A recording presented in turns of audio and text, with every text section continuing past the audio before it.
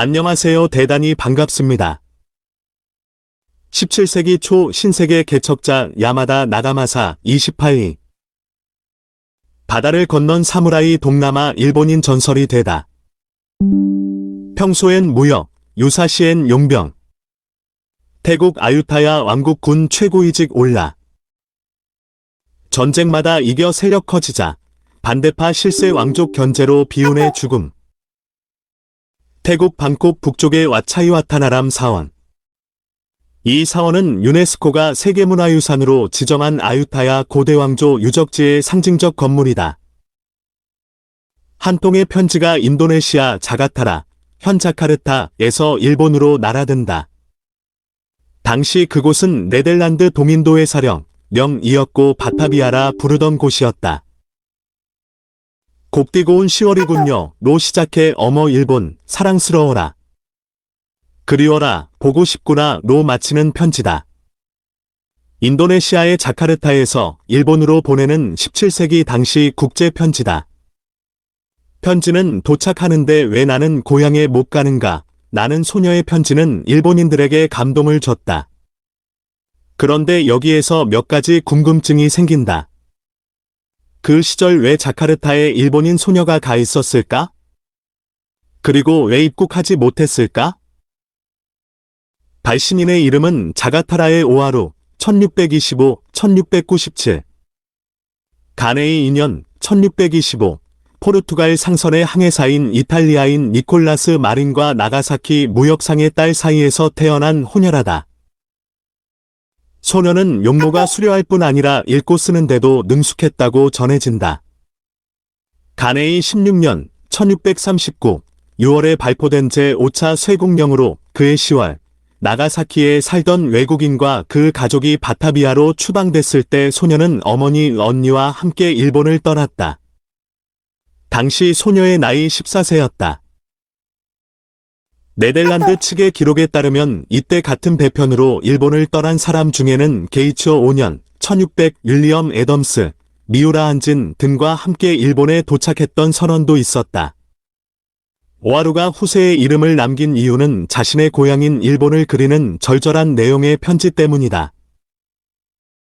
쇄국이란 에도 막부가 기독교국, 포르투갈과 스페인의 인접 내양 및 일본인의 동남아 방면 출입을 금지하고 무역을 관리 통제의 제한하는 대외정책이다. 일본의 고립 상태, 외교 부재 상태 및 일본을 중심으로 한 자급자족 경제권을 가리키기도 한다. 해외와의 교류 무역을 제한하는 정책은 에도 시대 일본에만 해당하는 게 아니었다. 당시 동북아시아 각국에서도 해금령을 채택했다. 무역 독점 위에 쇄국령 내린 에도 막부. 17세기 초 태국으로 건너가서 현지 국왕의 큰 신임을 받은 야마다 나가마사. 쇄국이라 하지만 일본은 조선이나 류큐 왕국과의 통신, 중국, 명조와 청조 및 네덜란드, 동인도 회사와의 통상은 열어놓았다. 일반적으로는 가네이 16년 1639의 포르투갈 선박 입항 금지부터 가이 7년 1854의 미일 화친조약 체결까지 기간을 쇄국이라고 부른다.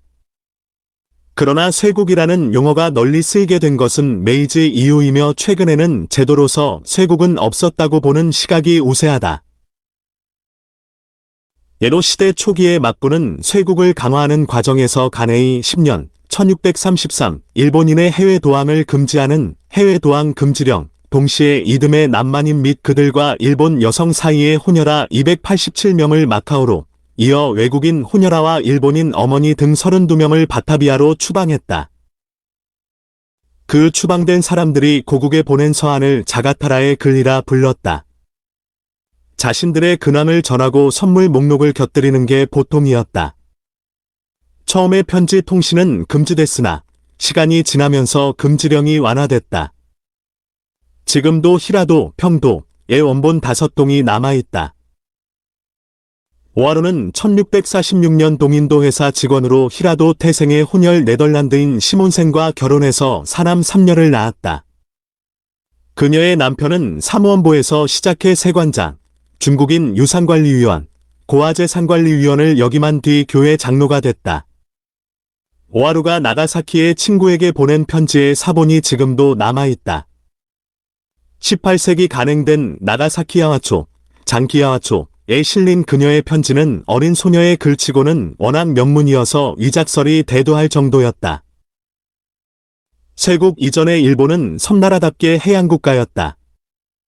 일본이 섬을 벗어나 외국으로 진출한 사례는 663년 덴지 천황 때 백제백총강 전투가 처음이라고 전해지고 있다. 이후로는 도요토미 히데요시가 일으킨 임진왜란, 청일전쟁, 너일전쟁에 이은 태평양 전쟁 등이 일본이 해외에서 일으킨 대표적인 전쟁이라 할 수 있다. 또 학문 연구를 위해 파견한 견당사나 송일무역, 전국시대 말기와 에도시대 초기 짧은 기간 펼쳐졌던 주인선 무역, 도 일본의 주요 해외 활동으로 꼽을 수 있다. 주인선 무역은 16세기 말에서 17세기 초 도요토미 히데요시, 도쿠가와 이에야스가 시행한 관제 무역이다. 도요토미 히데요시가 주인선 무역을 개시했고, 도쿠가와 이에야스는 판을 더 키워나갔다. 막부가 무역 이익을 확보하기 위해 해외 도항선은 허가제로 하고 주인상을 발행했다. 주인장을 가진 무역선을 주인선이라고 불렀다. 시마즈 집안이나 호소카와 집안 등 서남의 유력 다이묘와 교토, 오사카, 사카이, 나가사키의 유력 상인이 주인장을 받아 동남아시아 각지의 무역선을 파견했다. 일본은 구리, 칠기 등을 수출하고 생사, 견직물, 사슴가죽, 한약재, 설탕 등을 수입했다. 쇄국 정책이 시행되기 직전인 1635년까지 일본의 주인선은 타이완, 필리핀, 베트남, 캄보디아, 타이 등과 교역했다. 동남아시아 각지에 도항한 일본인은 아유타야나 마닐라 등지에 일본인 마을을 만들어 거점으로 삼았다. 캄보디아의 앙코르와트에는 그 시절에 방문한 일본인의 낙서가 남아있기도 하다. 도쿠가와 이에야스의 시대까지는 주인선 무역이 왕성하게 펼쳐졌기 때문에 그리스도교 선교 활동도 묵인됐다. 이에 따라 남만 문화, 포르투갈, 스페인, 도 나가사키를 중심으로 확대됐다. 그리스도교 금지령은 1587년에 도요토미 히데요시의 그리스도교 추방령 이후 포교 금지와 무역 간의 모순이 커졌다. 1613년 막부는 전국에 금교령을 내렸다. 더욱이 1616년 도쿠가와 이에야스가 사망하자 막부는 쇄국 정책으로 기울었고 1631년에는 해외에 도항하는 선박의 경우 주인장 이외에 노중봉서를 구비하게 했다. 또 1633년에는 호쇼선, 봉서선 이외의 해외 도항을 금지함으로써 주인선 무역은 막을 내린다. 1635년에는 일본인의 해외 도항, 해외로부터의 귀국도 전면 금지한다. 제3대 쇼군 도쿠가와 이에미스, 덕천가광가 쇄국 정책을 실시, 세계와 교류를 닫을 때까지 많은 일본인이 동남아시아를 포함한 해외 각국에 진출해 일본인만의 일본인 마을을 구축하곤 했다. 1639년 완전 쇄국이 이뤄질 때까지 아시아 해역을 왕래한 주인선의 수는 350척이고 바다를 건너간 일본인은 10만여 명으로 추산된다. 태국의 아유타야, 베트남의 호이안, 필리핀의 마닐라에는 일본인 마을이 생겼다. 예로 막부가 쇄국령을 내린 까닭은 무엇이었을까? 스페인과 포르투갈의 영토 확장이나 선교를 막기 위한 것이라기보다는 에도 막부가 외국 무역을 독점하겠다는 데 목적이 있었다는 주장이 가장 설득력 있지 않을까 싶다. 유럽 열강이라 하더라도 일본이라는 동아시아의 대국을 식민지화할 정도의 힘은 없었기 때문이다. 당시 일본은 막부가 무역 통제를 통해 독점적 이익을 취함에 따라 거의 자급자족할 수 있는 수준의 시장을 갖추고 있었기 때문이다. 세키가하라 전투 이후 해외로 눈돌려 일본 나가사키 현의 하우스텐보스는 중세 네덜란드의 도시를 그대로 재현해 놓은 리조트형 테마파크다. 네덜란드의 무로를 개방한 나가사키 대지마, 출도 이외의 해외와의 무역을 금지한 에도 시대에도 도쿠가와 이에미스는 주인선 무역을 통해 동남아시아로부터 철포, 화약 원료를 수입하고 그에 따라 상인 교류도 활발하게 이뤄졌다. 무역으로 돈을 버는 상인뿐만 아니라 해외에 가서 귀국하지 않고 그대로 정착한 사람도 많았다. 이윽고 그런 지역에는 일본인촌이라 불리는 일본식 상투를 틀고 칼을 찬 일본인 무사가 활보하게 됐다. 필리핀의 루손 섬에는 일본인 인구가 많아져서 마침내 일본인촌이 형성된다. 가네이 5년 1708에 일본에 온 이탈리아인 상인의 말을 종합한 서적 체라미언에 의하면 마닐라 교회에 약 3,000명의 일본인이 서로 이웃하며 일본인의 의복, 생활습관, 풍속을 그대로 유지하며 생활했다고 한다. 마닐라 외에도 마카오나 말레이반도 중부 동안의 바탕, 말라카, 하노이, 캄보디아의 푸놈펜, 태국 등 일본인에 의한 일본인 마을이 탄생했다. 당시 해외 일본인 중 가장 유명한 인물이 야마다 나가마사, 산전장정, 1590-1630다. 그는 주인선 무역시대의 태국에서 활약했다. 1590년 야마다 나가마사는 스루가, 준하, 시즈오카 현에서 태어났다고 전해진다. 영색 가게를 운영하는 집안에서 태어난 그는 무사를 동경하며 자란다. 그러나 그는 여러 직업을 전전해야 했다. 입속에 밝아야 하는 상인이나 묵묵히 견뎌야 하는 슈쿠닌, 즉인은 적성에 맞지 않았다. 누마즈 번주, 현 시즈오카 현 누마즈시의 오쿠보 타다스케 밑에서 가마꾼 노릇도 해봤다. 나가마사는 무사로서 출세를 꿈꾸고 있었다. 하지만 유감스럽게도 세키가하라 전투 1600년가 끝나고 도쿠가와 이에야스가 이끄는 태평천하가 막을 올리려 하자 그는 무사의 꿈을 접기에 이른다. 나가마사는 해외로 눈길을 돌린다. 그때부터 해외에서 무사로 살았던 사내의 장대무비 한 역사가 시작한다. 나가마사는 1612년 주인선을 타고 시항, 현 태국의 아유타야에 건너갔다. 나가마사가 건너갔던 때 시암은 아유타야 왕조 1351에서 1767 시대였다. 명군이라 칭송되던 손팜 왕의 치세였다. 나가마사는 손팜 왕의 두터운 신임을 얻어 일본 의용군 총사령관 역할을 맡는다. 당시 시암은 안팎으로 많은 분쟁을 겪으며 전쟁이 끊이지 않았다. 일본 의용군은 세카가라 전투 등에서 활약했던 수백 명의 무사 낭인들이 뭉친 정예군이었다. 대체로 무역상으로 활동하던 그들은 시암에서 전투가 벌어지면 국왕의 요청에 따라 군을 편성해 용감하게 싸웠다. 쇄국 이미지가 강한 에도 시대지만 쇄국이 제대로 시작된 것은 제3대 쇼군인 이에미스 시절이었다. 초대 쇼군인 이에야스는 무역에 적극적이었다. 이에야스의 무역 목적은 아름다운 향기가 나는 침향을 수입하는 데 있었다. 주인섬 멤버 중에는 상인뿐만 아니라 세키가하라 전투에서 주군을 잃은 낭인도 많았다. 당시 아유타야는 에도와 런던에 뒤지지 않는 인구 15만의 대도시로 활기가 넘쳤다. 전성기에는 일본 외의 약 40개국 출신 사람들이 모여 사는 국제도시였다. 무역을 통해 경제력을 갖춘 아유타야는 인근 국가들과 스페인으로부터 침략 위협에 시달리고 있었다. 나가마사 등 일본인들은 평상시에는 상인으로 무역하면서 만일의 경우에는 아유타야의 용병으로 활약했다. 전국시대의 전쟁의 경험을 가진 낭인들은 즉시 전력으로 아유타야 왕조를 지키는 데 힘을 보탰다. 그 즉시 전력이 된 일본인을 이끈 것이 나가마사였다.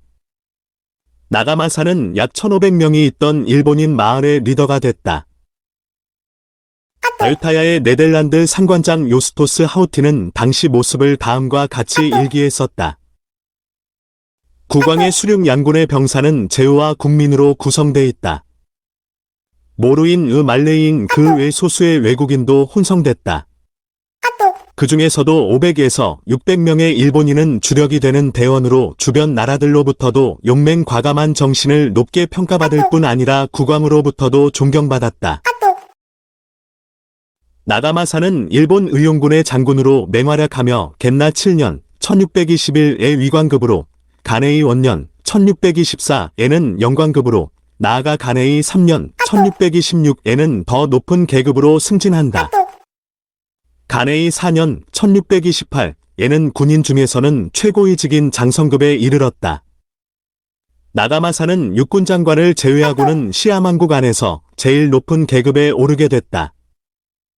1629년 스페인의 침공을 2번이나 막아낸 나가마사는 손탐 국왕으로부터 큰 신뢰를 받아 왕녀와 결혼까지 했다고 전해진다. 국민 신망이 두터운 손탐 국왕이 후계자를 정하지 않고 사망한다.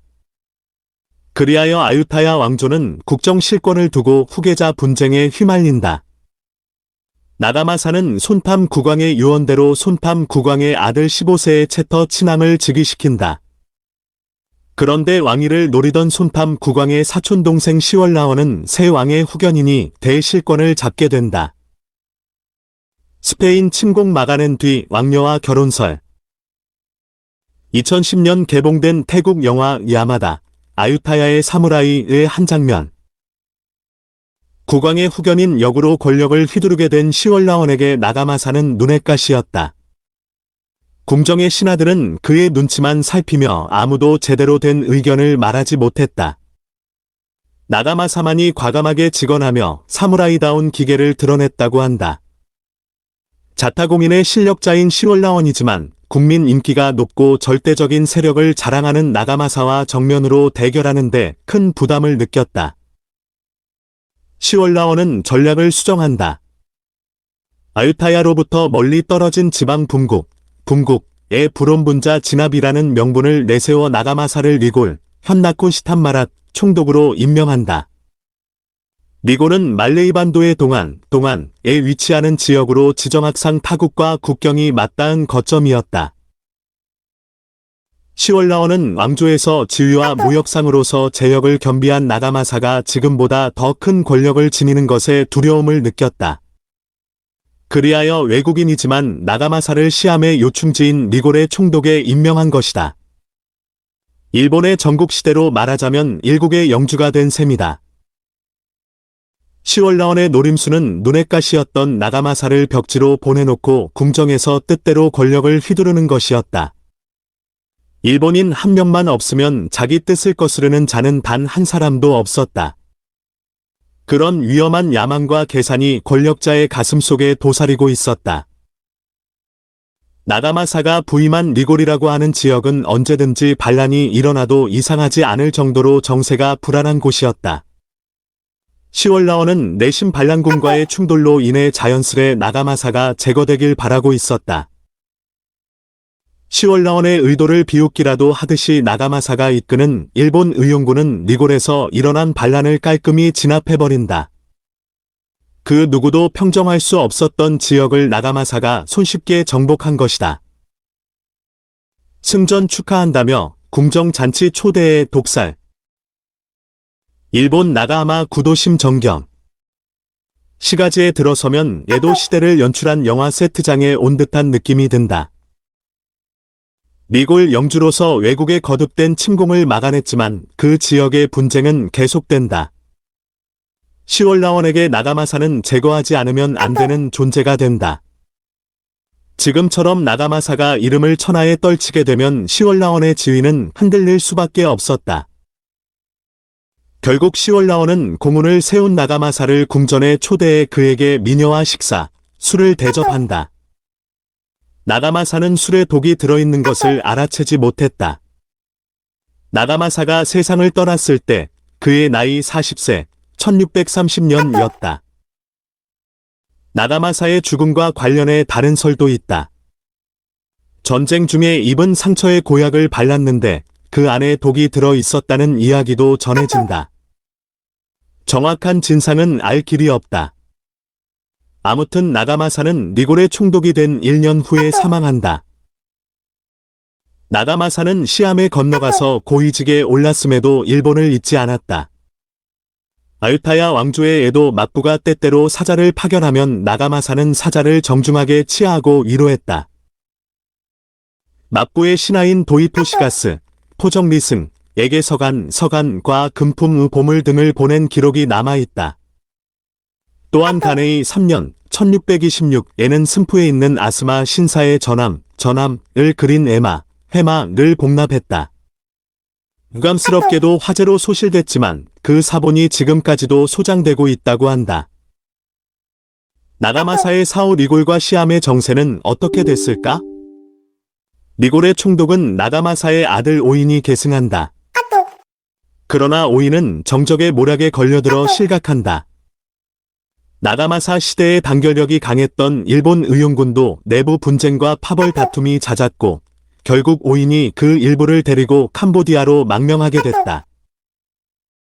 캄보디아에서 환영을 받은 오인 일행이었지만 때마침 그곳도 노왕과 장자가 왕위를 놓고 권력 다툼을 벌이고 있었다. 오인 일행은 강력한 군사 집단이었다고 한다. 그들은 노왕 측의 부탁을 받아 선두에 서서 용감하게 싸웠지만 패하고 만다. 나가마사가 사라진 후 아유타야의 일본인 마흔은 기로에 선다. 일본인들의 복수를 두려워한 시월라원에 의한 탄압이 시작된다. 어떤 자는 저항하고 어떤 자는 국외로 도망하는 등 혼란 양상을 드러낸다.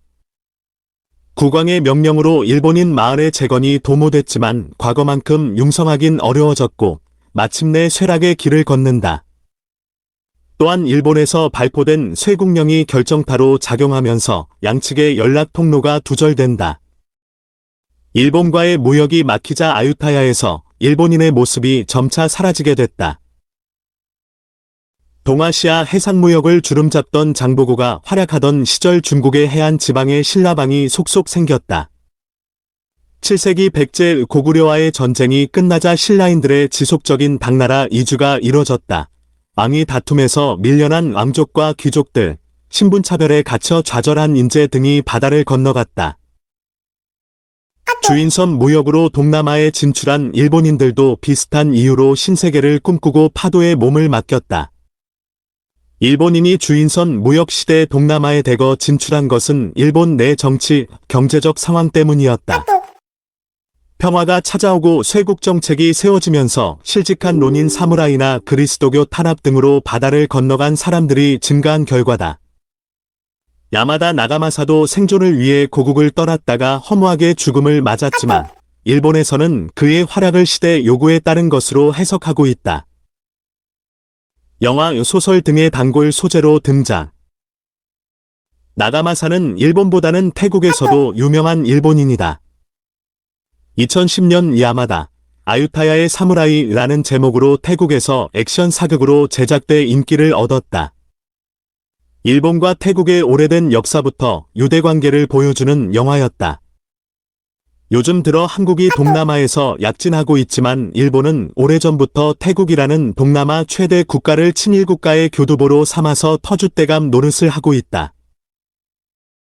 나가마사와 관련해 일본에서 기록으로 처음 등장하는 때는 그의 사후 70년이 지난 18세기 초반이다. 전설 같은 이야기로 전해지다가 메이지 시대 교과서에 등장한다. 나가마사는 시암의 왜구를 방어하고 국내의 반란을 진압하는 등의 공적으로 재상에 승진하고 리골의 왕으로 봉해졌다.고 기술됐다. 다소 픽션이 가미되기도 하면서 다소 확실치 않은 태국 왕녀와의 결혼설도 나오기 시작한다. 교과서가 아닌 일반 서적은 나가마사에 대해 모모타로의 진화다. 야마토 남자의 의기를 해외에 빛낸 자랑할 만한 인물이라고 묘사한다. 모모타로는 복숭아 왕자로 불리는 일본의 전설에 나오는 귀신을 물리치는 대중적인 영웅이다. 이후 40여 년 동안 교과서에 등장하지 않던 그가 다시 나타난 것은 1941년 태평양 전쟁이 발발한 때였다. 일반 사회에서도 사회적 분위기에 맞춰 대동아공영권, 팔괭이로 세계의 많은 나라 사람을 일가일족처럼 천황이 지배한다는 사상의 실현을 목표로 한 인물로 묘사하고 있다. 최근의 중고등학교 역사 교과서에는 앞에서 설명한 대로 주인선 무역이 왕성해지자 해외에 이주하는 일본인도 증가해 남방 각지에 자치제를 행한 일본인촌이 만들어졌다. 도왕한 일본인 중에서 야마다 나가마사처럼 아유타야 왕조의 왕실에 중용된 사람도 있다. 고 기술하고 있다. 나가마사 이야기는 일본에서도 영화, 소설 등의 단골 소재로 사용되고 있다. 역사적 사실에 드라마적인 픽션이 섞이면서 끊임없이 재생산되고 있다. 1959년 다이에이, 대영의 영화 왕자의 검은 일본과 태국의 합작 영화였다. 그러나 양국에서 공통으로 수용할 만한 나가마사상, 상을 만들지 못한 탓에 태국에서는 흥행에 실패한다. 1969년 역사소설가 야마오카 소아치의 소설 야마다 나가마사에서는 나가마사가 시암으로 향한 이유를 한정된 국토의 인구 문제가 심각했던 당시 해외에서 활로를 찾으려고 했기 때문이라고 봤다. 그리고 그가 죽게 된 이유를 일본과 시암의 무역을 방해하려는 네덜란드의 음모로 진단했다. 일본이 동남아시아에 한창 진출하던 1970년대 벌어진 반일운동을 염두에 두고 그가 독살된 원인을 동남아시아인을 깔보는 태도 때문이었다고 주장하는 논문도 등장한다. 유명 작가인 엔도 슈사쿠는 왕국의 길 야마다 나가마사에서 그의 사인을 일본인이 가지고 있는 전통적 약점 두 가지로 파악하기도 했다. 하나는 육지 생활에 순응하지 못하고 일본적인 생활을 했던 것, 또 다른 하나는 철저한 합리주의나 냉정함을 갖지 못하고 정에 얽매인 점이라고 보기도 했다. 스토리만 있으면 역사는 언제든지 편집이 가능하다. 콜롬비아의 노벨문학상 수상작가 가브리엘 마르케스의 말을 음미해보자.